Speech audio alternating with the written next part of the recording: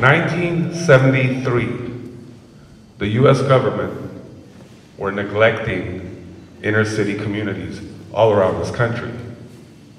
But one thing that a lot of people don't talk about when we talk about hip hop is the birth of hip hop. The reason why we're here right now is because of a woman. Not a man, not an MC, it's because of a woman. Back in the day, Bronx, New York, corruption, housing problems, gang warfare, all aspects of negativity you can imagine.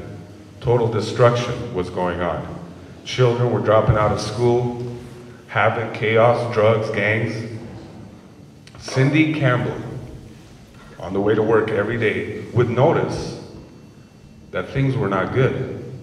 Her brother, Clive, who doesn't like being called Clive, was at home and he'd DJ all the time. He'd DJ little parties, and back then in '73, there was no hip hop people. So Cindy goes home one day and says, instead of DJing, practicing at home, cutting up the breaks, go out to the park. Set up the equipment in the park, at least give the kids something to do.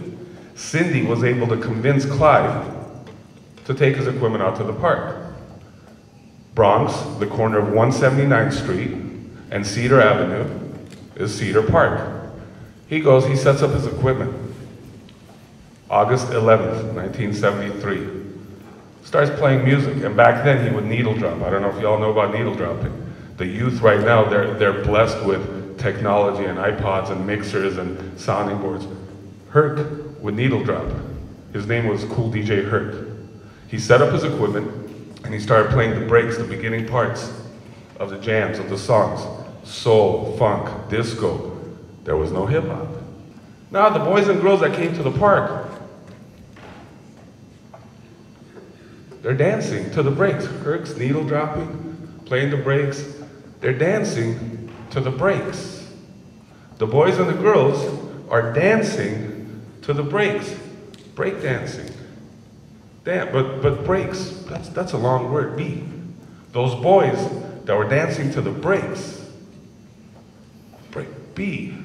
B-boys. B girls.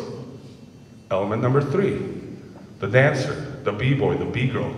They start dancing. Now, at the same time, word got out throughout the Bronx, especially in the Bronx River housing projects. There was a gang called the Black Spades. Kevin Donovan, another big guy. He's still big. He heard, in the Bronx, Cedar Park, somebody's DJing in my Bronx. Let's go see what's going on.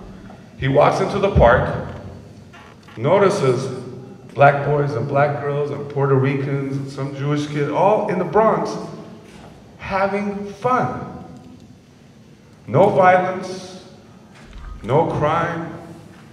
It was a temporary escape from the realities of living in an inner city, especially Bronx, New York, 1973. He witnessed, Kevin Donovan witnessed positivity, witnessed people having fun. In the worst times, Ronald Reagan was out in the Bronx, and he said this is worse than the Blitz, than the aftermath of the Blitz, which was a war. It was horrible. Kevin went home. He started, rather than fighting, rather than being part of any form of violence, he started thinking, I can't believe everybody was there having a good time. Due to an entry in a poetry competition, he was given an opportunity to fly out to Africa. Kevin Donovan went to Africa and he spent some time with the Zulu tribe in Africa. He thought, he learned, he understood his heritage. He came back. He came to the Bronx again. 1520 Sedgwick Ave. Herc was DJing in the Rec Park. November 12th, a few months later, 1973, he had changed his name from Kevin Donovan to Africa Bambaataa. And on November 12th, he started hip-hop. He established, he coined the words. This is hip-hop on the foundation of peace, unity, love, and having fun. You have the graffiti writers, element number 1, the DJ, element number 2, and the B-boy, the B-girl, element number 3. So Herc had Coke La Rock. Africa Bambaataa had his people. Herc also had the Herculoids. Africa Bambaataa, Soul Sonic Forest, Zulu Nation.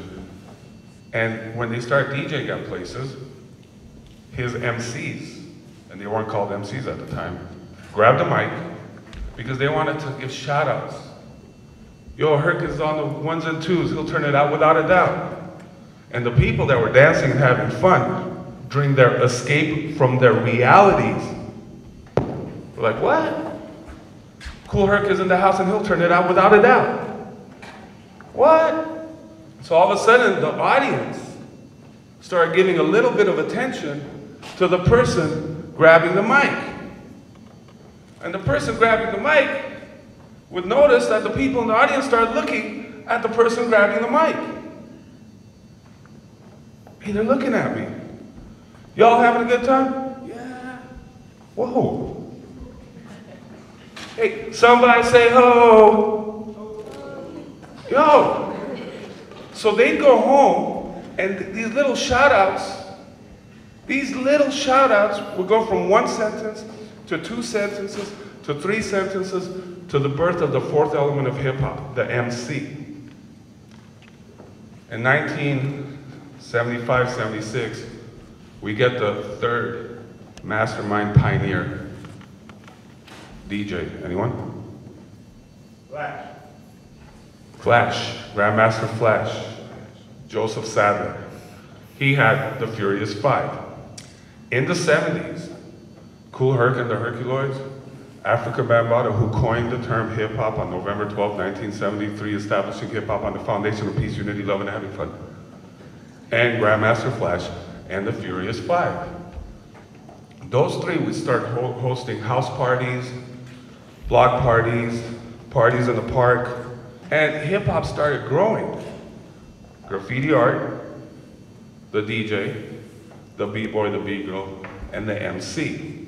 Next year, this month, next year, we celebrate the 40th year of hip-hop.